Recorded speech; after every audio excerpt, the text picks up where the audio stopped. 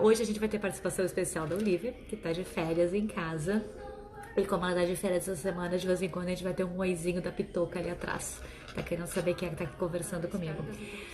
Primeiro, o som tá legal? Tá bacana? Eu tô cuidando um pouquinho. Gente, o papo de hoje, então, vai ser em cima das publicações dessa semana que passou. E vocês viram que eu foquei bastante em inglês, em algumas diferenças de palavras do britânico para o americano, a importância de falar bem e tudo mais. E aí, as pessoas me perguntam, né, o que uma consultora de imagem está se metendo a falar sobre idiomas, sobre inglês, sobre ensino de línguas. E a grande verdade é que, embora algumas pessoas não saibam, isso é o que mais habitou o meu mundo, a minha vida desde sempre. Eu sempre brinco que eu nasci professora. E a primeira coisa que eu dei aula foi de inglês. Então eu comecei a dar aula de inglês, eu tinha 18 anos. Foi aí um tempinho e a gente não vai fazer muita matemática porque isso não veio ao caso, né? Mas eu tenho mais de 25 anos and counting que eu trabalho com o idioma de inglês, né? Com as aulas de inglês. E aí, o que a consultoria de imagem tem a ver com isso?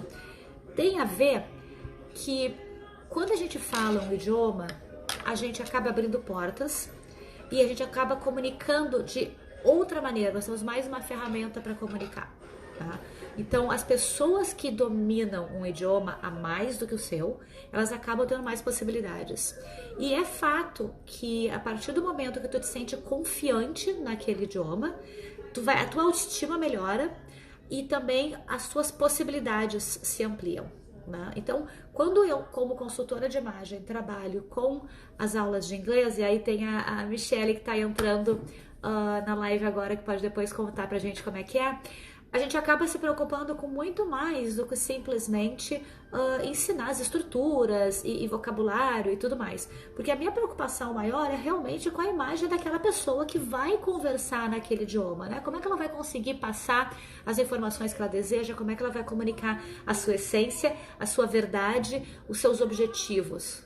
E entra junto também uma outra questão cultural, que quando as pessoas se comunicam no outro idioma, elas não podem saber apenas a língua, né? É importante que tu saiba como que aquilo, o que aquilo representa nessa outra cultura, como que determinadas palavras, e aí vem alguma coisa curiosa que nós em português somos muito informais na hora de falar, e o idioma inglês ele acaba tendo algumas formalidades de contato, de forma de conversar e se expressar que são diferentes. E aí tem aquele choque cultural na hora de conversar. Tem coisas que parecem corretas, mas simplesmente não funcionam, muito menos por conta da estrutura, porque a estrutura pode estar correta, mas não vai funcionar culturalmente, não vai funcionar porque aquilo não se usa, não é falado.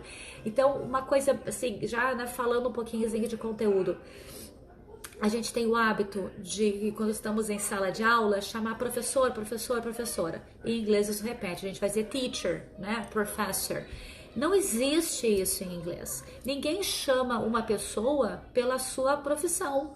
Ninguém vai dizer lojista ou comerciante, advogado, diga uma coisa. Não, oi Mi, obrigada. Então, não é isso que a gente vai dizer, a gente vai chamar a pessoa pelo nome. Então, chamar alguém do tipo teacher, help me. Não, tu não vai falar isso, né? Tu vai dizer, no caso aqui eles vão usar Mr., Mrs., Miss, porque eles usam a forma de tratamento mais formal. Ó, meu amor, dá um oizinho ali, ó. Oi, oi. Eles usam uma forma de tratamento mais formal, mas eles vão usar o nome da pessoa, né? E no caso em inglês, o nome que se usa é o sobrenome. Então vai ser Mrs. Tomkill, né? Vai ser Mrs. Barroso. O nome vai ser o sobrenome da pessoa que vai ser usado por conta do tipo de formalidade que a cultura exige. Né? Então, não é uma questão sobre certo ou errado de acordo com, mas eu estou chamando da pessoa da maneira educada. Não, isso às vezes até é de certa forma deseducado, né? Eu chamar alguém, por exemplo, pela sua profissão é muito deselegante, não se faz. Porém, vamos ver então o que, além disso tudo, a consultoria de imagem tem a ver com o inglês. É comunicação. A consultoria de imagem, ela auxilia as pessoas a entenderem seus valores, a entenderem os seus objetivos, a sua essência. Eu vou bater essa palavra bastante, estou com a minha lavandinha aqui, inclusive hoje eu não esqueci dela. A gente pensa muito na essência dessa pessoa para comunicar. Então, quando eu estou me vestindo, quais são as cores, quais são as formas, quais são as texturas que vão ajudar a comunicar o que eu desejo? E quando eu estou falando, quais são as melhores palavras, quais são as melhores formas de eu atingir meu objetivo? Portanto, a comunicação, ela é a parte talvez mais importante da consultoria de imagem, porque se não tiver o foco de comunicação, acaba que a gente vai fazer um trabalho sem objetivo. Porque nós não queremos apenas vestir bem uma pessoa, nós queremos resultado através daquele vestir bem. Né? Não é vestir bem alguém simplesmente porque a pessoa quer parar, tirar uma foto e ficar bonita. O que ela quer comunicar através daquela foto? O que ela quer comunicar através daquilo? Quais são os valores, a essência, a realidade, a história, os objetivos dessa pessoa? Para que a gente possa, então, vesti-la adequadamente para que facilite essa comunicação, que pode vir a ser em português, inglês, espanhol, francês, o que for. E junto com isso, alguns profissionais de consultoria de imagem podem trabalhar oratória, presença em palco, essa questão até da dificuldade de falar em público, que é o maior medo das pessoas, é falar em público. Então a consultoria de imagem, ela é realmente muito abrangente. E isso justifica eu estar aqui hoje, consultora de imagem, professora de inglês, conversando com vocês sobre palavras, expressões que vão ajudar tanto na carreira de um consultor de imagem, de um personal stylist, na hora que precisar comunicar as palavras que estão na moda na questão do vestuário, como para as pessoas que não são deste mundo, mas que entendem que um idioma estrangeiro tem que ser tão bem falado quanto o seu idioma nativo, e para isso precisa ter um carinho e um cuidado especial. Uma aula focada nas necessidades dessa pessoa é muito diferente de uma aula geral, que é um pacotão que todo mundo vai lá para aprender what's your name, where do you live. Então, quando a gente trabalha individualmente, a gente sabe o objetivo daquela pessoa e vai além. Vamos lá. E eu juro que fico muito sentida de que nós acabamos não usando o português, que é uma língua linda e riquíssima, para falar tudo o que nós precisamos comunicar. Nós temos uma cultura que importa muito palavras de outros idiomas, né? E a preferência maior é pelo inglês e também pelo francês. Se vê muito utilizar palavras em italiano, mas as duas mais importantes, as duas mais copiadas, né? Os dois idiomas mais usados dentro do português acabam sendo o inglês e o francês. Por conta disso, o que eu acho importante é que na hora de falar essas palavras, nós saibamos a pronúncia correta e o uso correto. Né? Eu confesso que amo idiomas, tenho paixão por italiano, comecei a fazer aula de italiano algum tempo atrás, e francês é uma dificuldade seríssima para mim. Eu não passo do croissant, passant, maquillage, garage e morro de medo de estar falando errado, então eu não falo. Porém, em inglês, eu sempre tive uma paixão muito grande e eu sempre vejo pessoas comunicando coisas que são importantes no seu trabalho, na sua vida, em inglês e falando errado. E tem dois tipos de falas erradas, né? O mais comum é o brasileiro falar errado a pronúncia de alguma coisa. E a justificativa para isso é muito simples. Nós temos uma musculatura adaptada para falar português, né? Como adultos, nós já estamos, de certa forma, enferrujados e já estamos com a musculatura endurecida, acostumada a falar português. O português, ele é um idioma silábico. Nós precisamos falar desta forma, sílaba por sílaba. Inglês é um idioma mais musical. Não é à toa que as pessoas gostam tanto de ouvir músicas em inglês. Ele é mais musical. Ele emenda consoantes com vogais e faz um som diferente. E a gente pensa que a pessoa está falando uma coisa nada a ver com o que de verdade está. Porque o importante é o som final, não é a sílaba por sílaba. Por isso que a gente vê tantas músicas que, sério que ele falou isso? Não pode ser. Ou algumas expressões que acabam sendo muito usadas, que a gente não entende por que são usadas. Elas são usadas assim em função do como elas fluem na hora de se pronunciar. Inclusive, existem várias regras em inglês que são criadas não em função da estrutura, mas em função da pronúncia. Tem palavras que elas são... Deixa só eu baixar isso aqui, senão vai acabar. Tem palavras que elas acabam tendo uma determinada regra de pronúncia, porque sempre foi assim, as pessoas falaram assim, então eles explicam como historicamente se pronuncia dessa maneira. Existem outras pronúncias que a gente tem que estar muito atento, porque, como, claro, né, falamos inglês nos Estados Unidos, falamos na Inglaterra, em vários países da Europa, se fala na África, se fala por aí, mundo afora, e acaba que a pronúncia é diferente. Para algumas coisas se fala, por exemplo, interesting em alguns lugares ou interesting em outros. Tá? E isso não está errado, mas ele tem que ser adequado. A partir do momento que a gente chega num lugar e percebe que a pronúncia naquele lugar é diferente do que a gente aprendeu, o ideal é adaptar, porque soa muito estranho para quem está naquele lugar naturalmente e está ouvindo uma palavra que não é assim. Uma bem comum para quem vem para Nova York é ótima, né? Para Nova York, New York. Misturar a pronúncia dos dois agora vai ser ridículo, mas vamos embora. Quando as pessoas querem pegar um chip de telefone, o lugar mais comum que elas vão é na T-Mobile.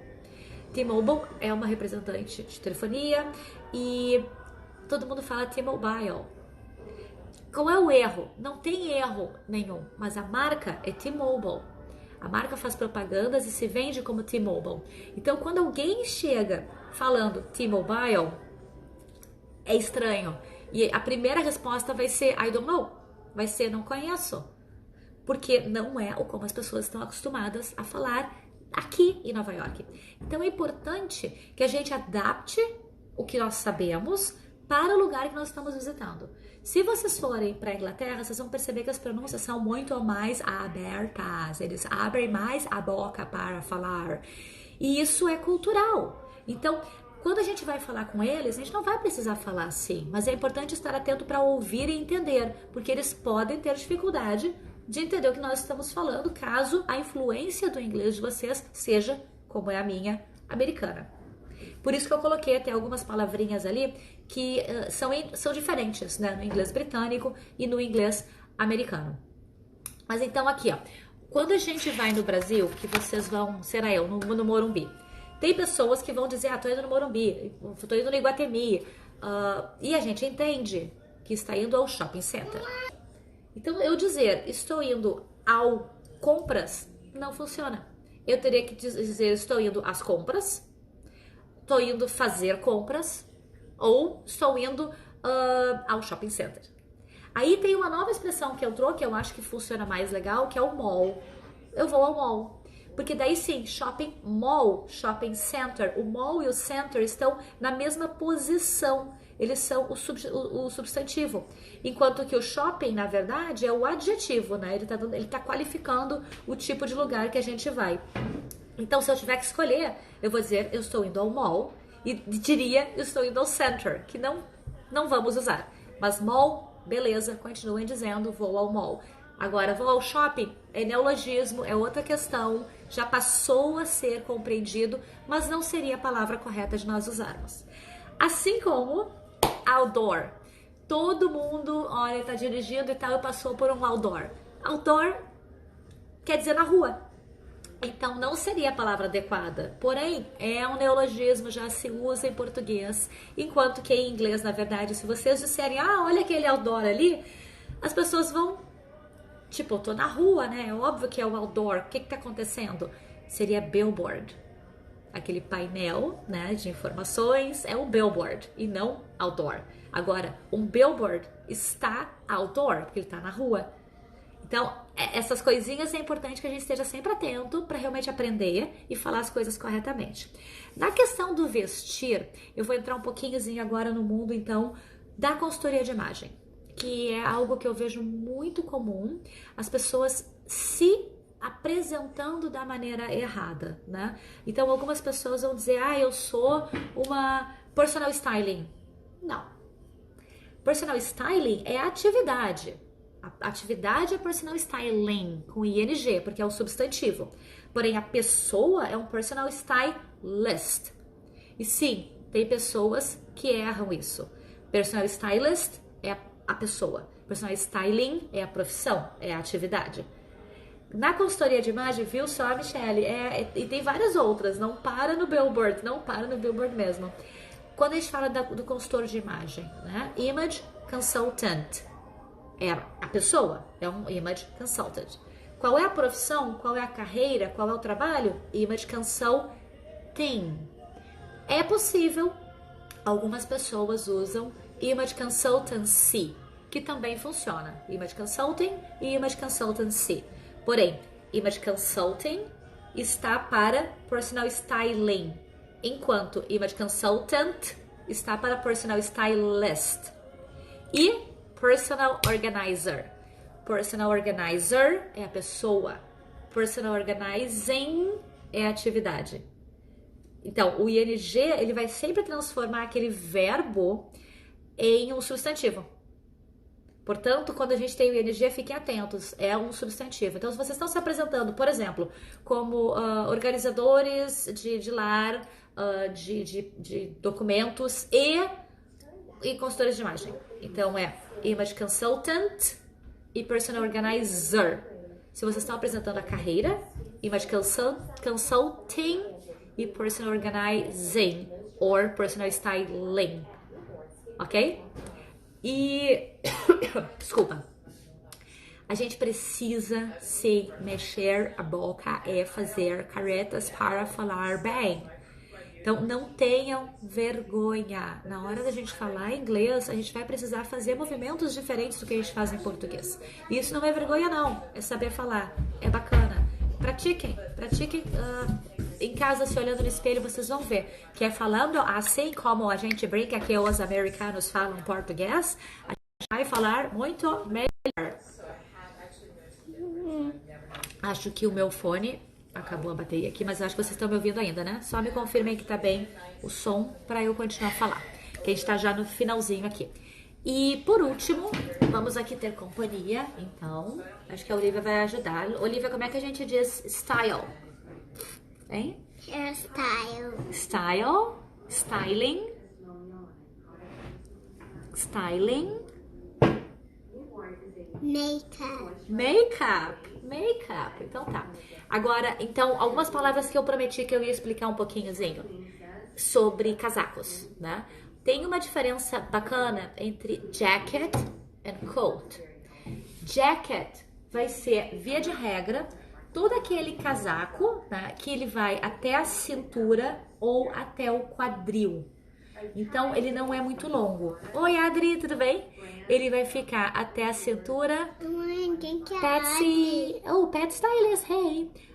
As suas meninas que estão conversando aqui com a mamãe, ó. Tá todo mundo ali hoje. A gente tem hoje a participação especial da Olivia, que tá de winter break. Né? Winter break. Então, o jacket, ele vai até a cintura ou até o quadril no máximo. Um casaco, um blazer, por exemplo, ele vai ser um jacket. Um coat, ele é mais longo. Ele vai passar do quadril e ele pode ser até joelho, ele pode ser longo, ele pode ser um overcoat que vai por cima de tudo.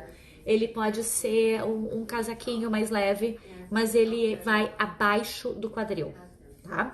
E jacket e coat, a gente só vai... Obrigada, Carol. A gente só vai usar... A Carol é uma aluna da mamãe, meu amor. Ela fez aula com a mamãe em Londres.